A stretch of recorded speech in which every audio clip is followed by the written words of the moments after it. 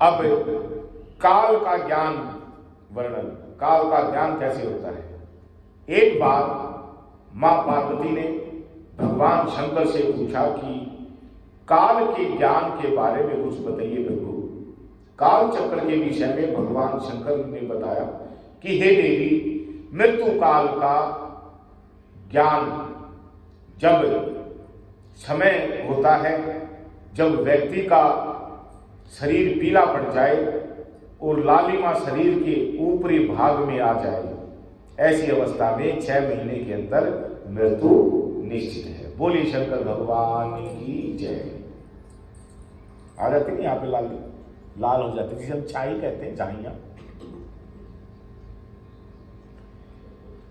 जो व्यक्ति अन्य व्यक्तियों का कोलाहल न सुन सके, उसकी भी मृत्यु भी 6 महीने के भीतर निश्चित है। कलेश ना सुन सके, कोलाहल। जो व्यक्ति सूर्य चंद्रमा आदि को न देख सके और उसे अन्य वस्तु काली दिखाई देने लगे, तो ऐसे व्यक्ति की मृत्यु 6 माह के अंदर निश्चित है। जिस व्यक्ति का दायां हाथ 7 दिन तक फड़कता रहे, ध्यान से सुनना, जिस व्यक्ति का दायां हाथ 7 दिन तक फड़कता रहे तो उसकी मृत्यु 1 माह में निश्चित है। बोलिए शंकर भगवान की जय। अब जिस व्यक्ति का शरीर कांपने लगे और तालू सूखने लगे तो वह भी 1 माह तक जीवित रहेगा। और जिस व्यक्ति की नाक बहने लगे और मुख एवं कंठ सूख जाए, वह व्यक्ति 6 माह के अंदर मर सकता है। बोलिए शंकर भगवान की जय।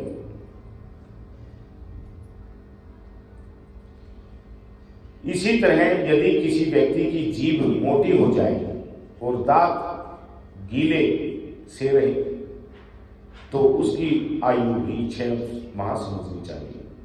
जिस व्यक्ति को अपना प्रतिबिंब दर्पण में और जल में दिखाई देना बंद हो जाए या विकृत रूप दिखाई दे, उस व्यक्ति की भी आयु 6 महीने समझनी चाहिए।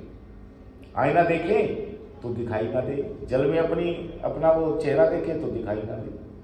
तभी तो छायादान करवाते हैं ना, अगर कोई कष्ट आता है भाई छायादान कर दो, तेल में अपना चेहरा कैसे दान कर दो, तो मृत्यु वो समय टल जाता है।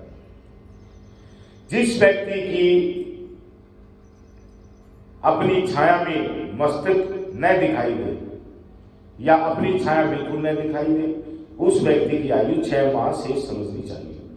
जिस व्यक्ति को सूर्य की किरणें दिखाई देनी बंद हो जाए, उसकी आयु 1 सप्ताह से समझनी चाहिए।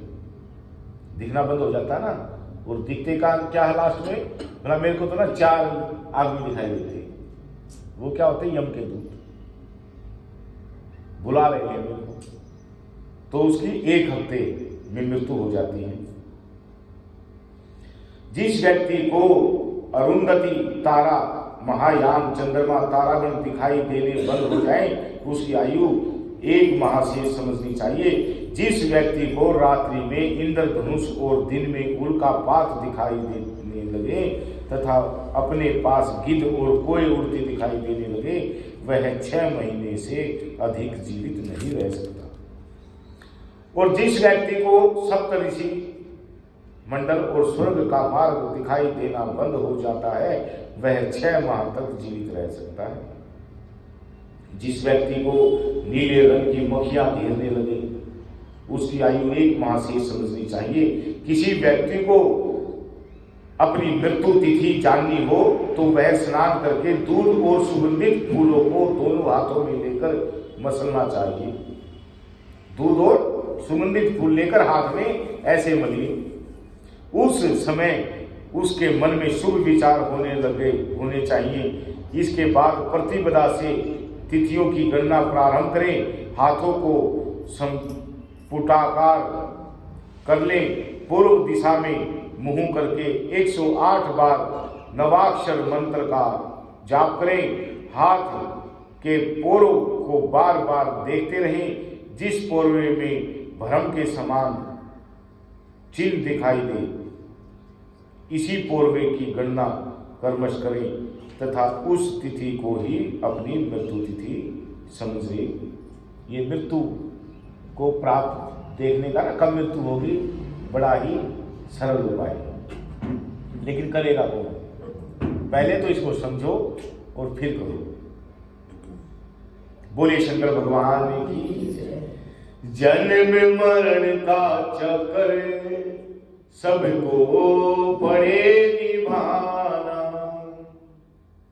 ये तो जन्म लिया है तो मृत्यु भी निश्चित है, ये हमेशा हर पल हर क्षण याद रखना चाहिए। मृत्यु तो आती है जाती है, प्राण आ गया तो जीव है, और सांस गया तो प्राण गया। इसी को तो प्राणायाम बोलते हैं, तो योग कराते हैं प्राणायाम, प्राणों का आना और जाना। जन्म मरण का चक्कर सबको पड़े निभाना, और सबको पड़े निभाना, ये खेल है पुराना।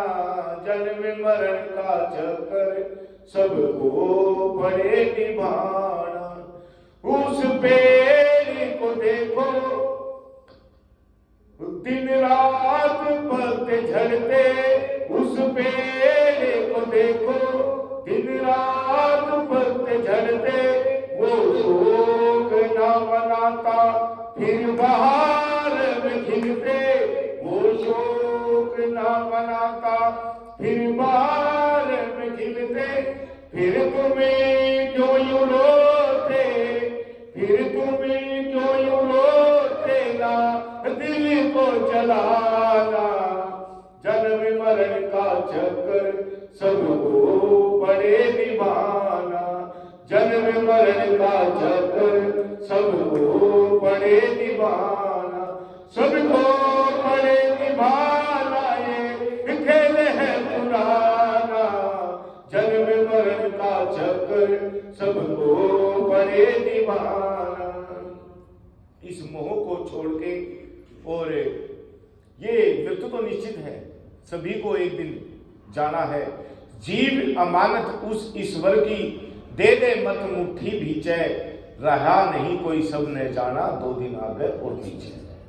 तो एक दिन सभी ने जाना है, लेकिन कुछ अच्छे कर्म करके, भगवान की प्राप्ति करके, भगवान का भजन करके अगर हम जाएंगे तो परमात्मा में लीन हो जाएंगे। एक पेड़ है, पेड़ से इतने पत्ते झड़ते रहते हैं, वो शोक नहीं मनाता। जब बाहर का मौसम आता ना फिर नहीं निकल आते। तो ऐसे ही जो है मनुष्यों का जाने का शोक नहीं, आने की खुशी नहीं, बस परमात्मा में लीन रहना ही हमारा असली उद्देश्य है। बोले शंकर भगवान की जय।